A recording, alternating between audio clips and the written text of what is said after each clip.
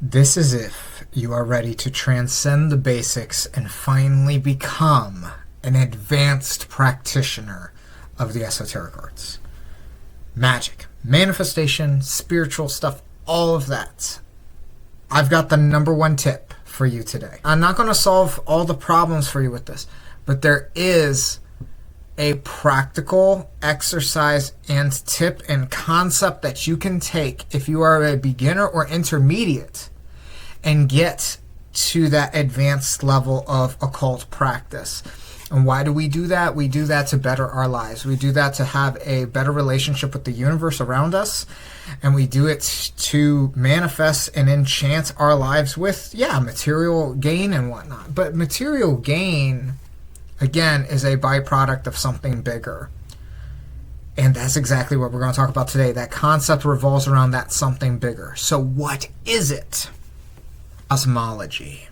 Every culture and practice has a certain type of cosmovision. Cosmovision immerses you into an immediately enchantable universe.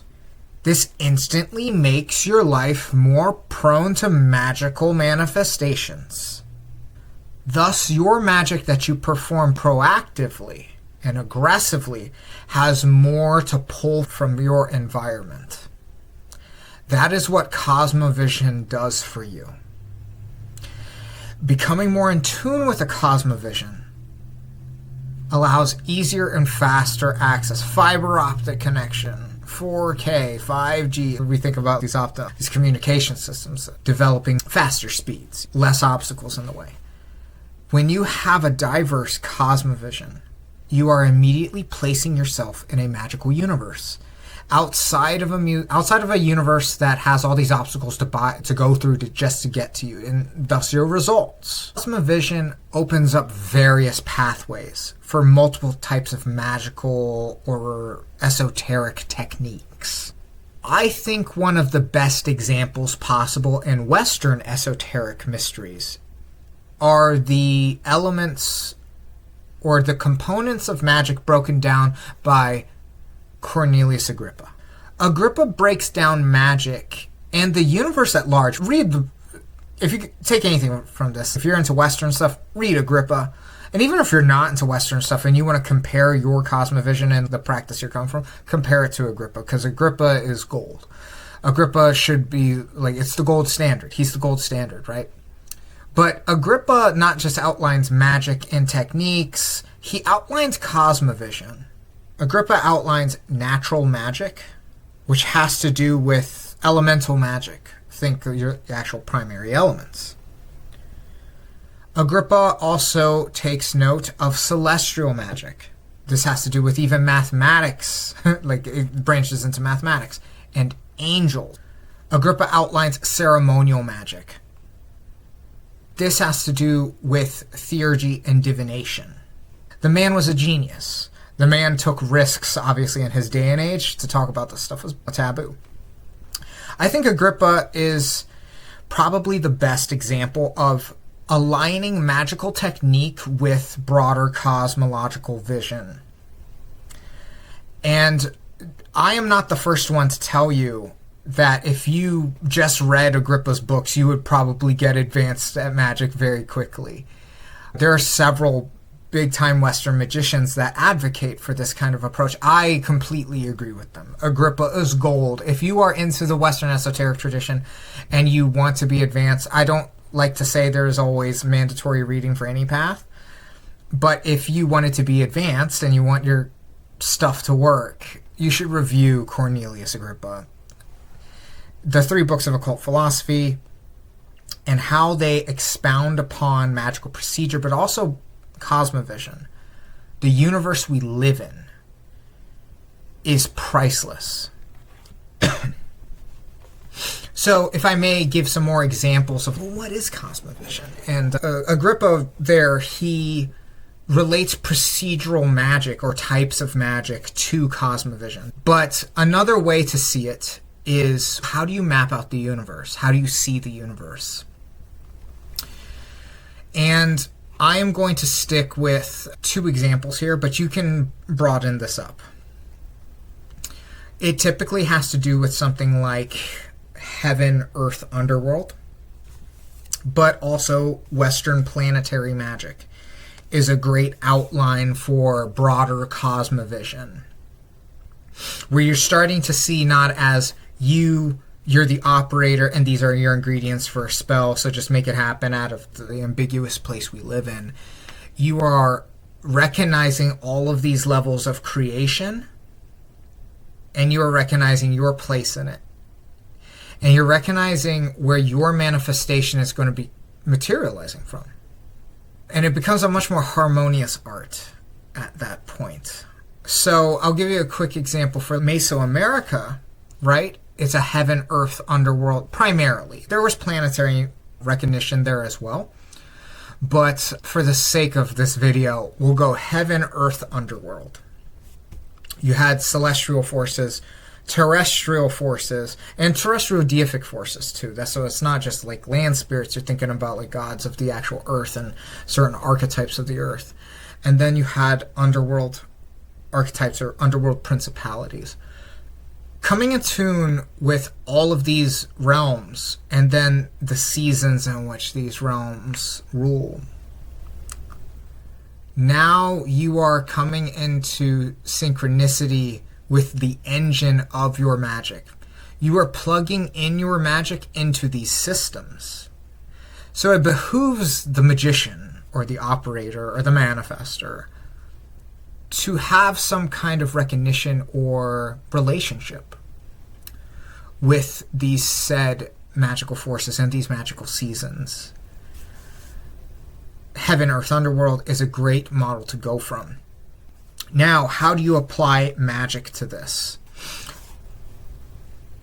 I'm going to give you some rare cuts of meat here with this one, but I would say I relate to Agrippa a lot because the way that he separates magic but relates to the cosmos. I have been doing a similar thing with the Mesoamerican practice, and I believe the ancients did as well because they had a lot of time to think about these things.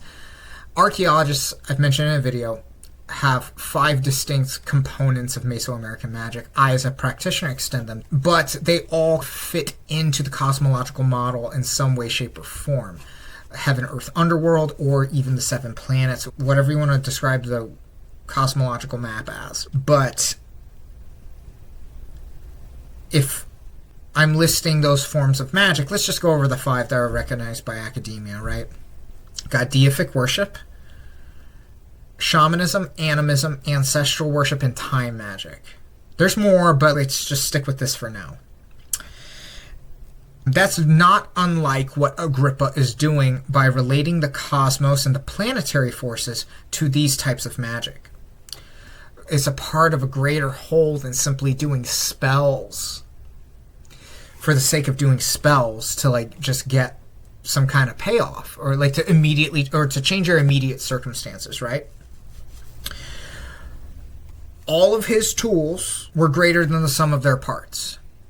And if you want to be an advanced magician, all of your tools and methodologies have to be greater than the sum of their parts. If I'm sounding too complex, just come back down to the number 1 tip here I got for you is expand your cosmovision. Expand your cosmovision. Explore the mythology of whatever paradigm or tradition you are a part of. Now, I will tell you that some traditions have more expanded cosmovision than others. However,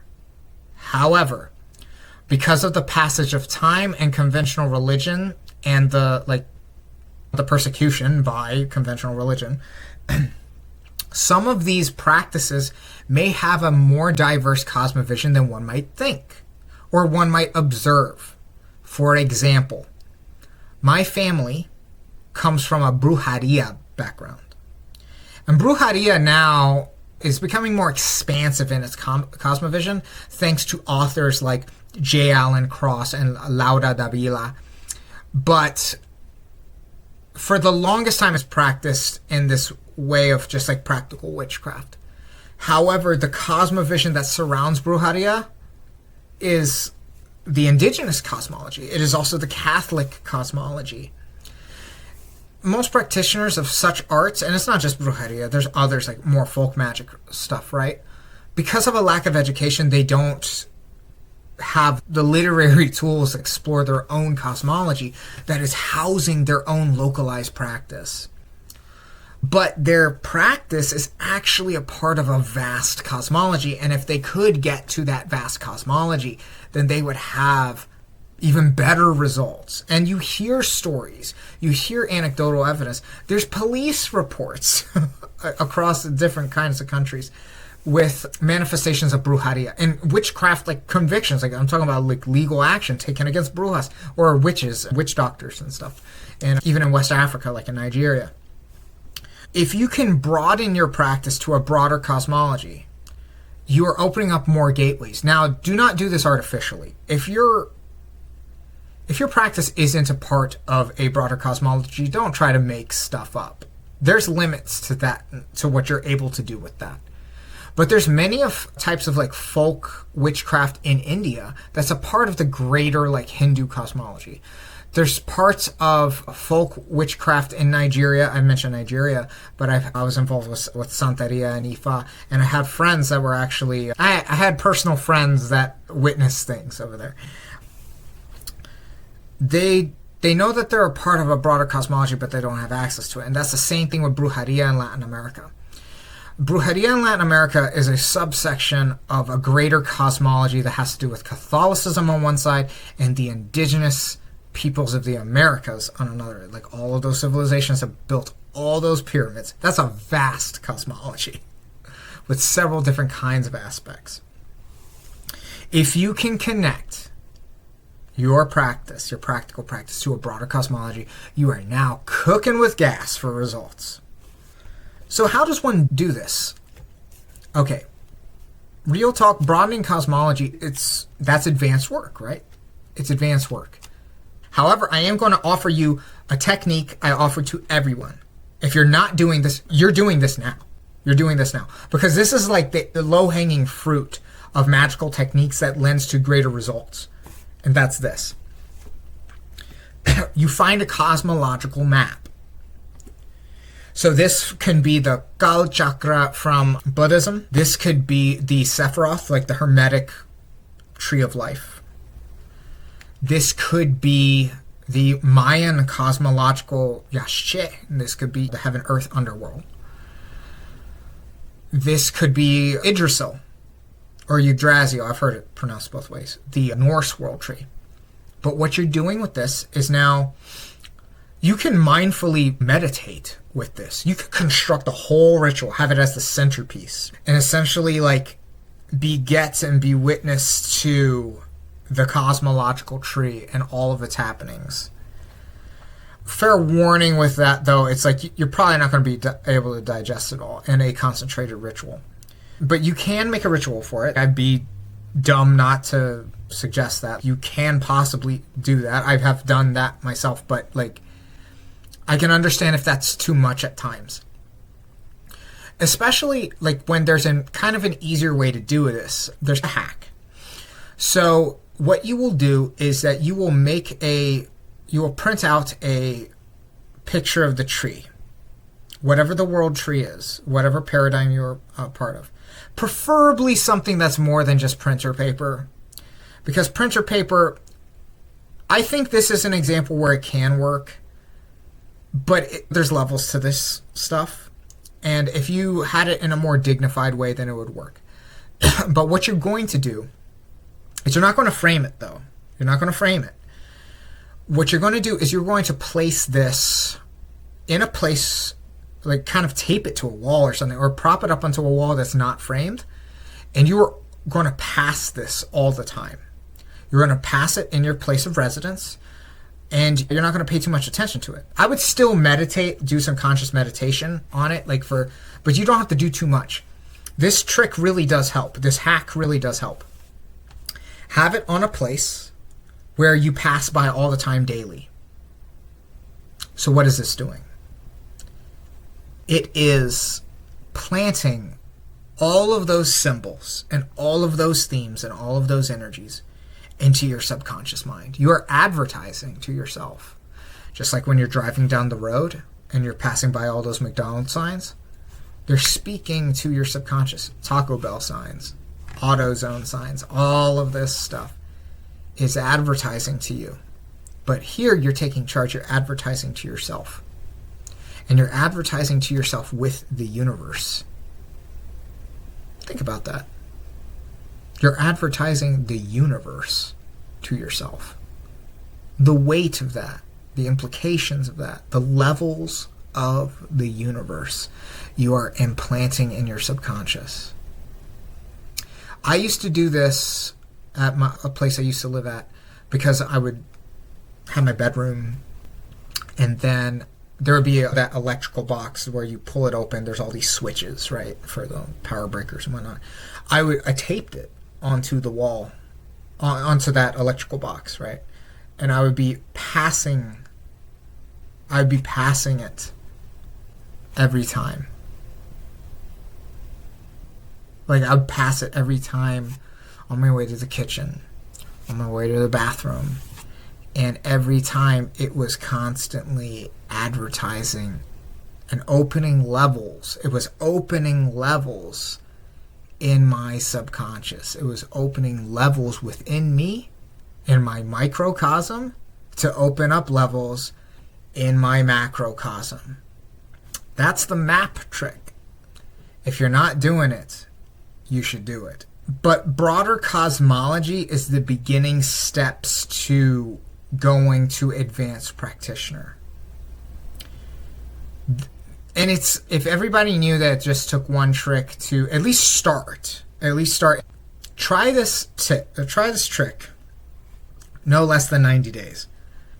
With a broader cosmology, you can draw on more powerful magic and just make magic more accessible to you, period.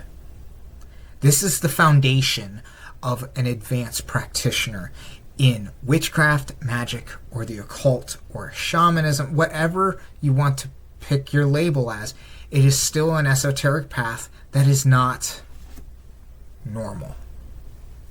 This is the beginning exercise for advanced practitioners if you're tired of being a perpetual beginner.